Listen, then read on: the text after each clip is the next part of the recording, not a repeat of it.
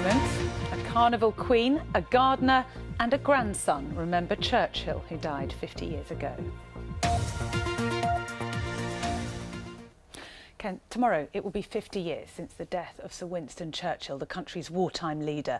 He's especially fondly remembered in the South East, having lived for decades at Chartwell in Kent, where he raised his family. Well, we've been to hear memories of three people who knew him at first hand: a gardener, a carnival queen and his grandson.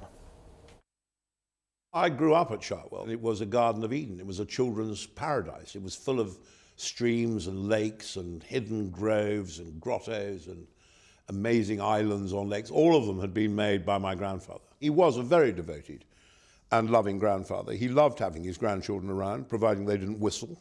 We played on his bed when he was in bed. We played with his dog Rufus. We had a lovely family life. I mean, I remember going to my younger brother Jeremy's christening at Westerham, and walking down, there's about 4 or 5, and not understanding why there were so many thousands and thousands of people applauding. My memorable photo was taken in Westerham in 1956. Every year there was a carnival, and that particular year I was carnival queen, and Sir Winston came. I don't remember being nervous, but I think probably one did know he would be there. I was only 17. I think we only probably passed the pleasantries of the morning. He used to enjoy coming down and did talk amongst the people. My father knew Grace Hamlin, who was his secretary for 40 years. He contacted her and asked her if she could get him to sign it.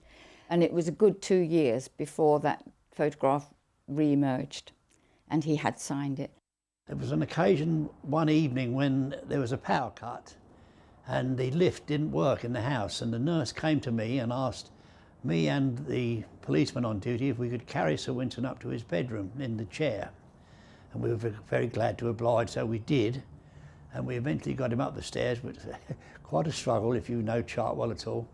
And we got him into his bedroom, and the nurse said, I can manage now and get him into his bed. And he said very clearly, thank you very much, gentlemen, I'm so grateful. And he beckoned me over, and I went across and said, it's a great pleasure, sir. And he held his hand out and I shook his hand. And I felt absolutely awestruck, starstruck, you know, it was just a wonderful, magical moment. And you can find out more about Churchill's connection with the South East on Monday evening's episode of Inside Out at 7:30 here on BBC One.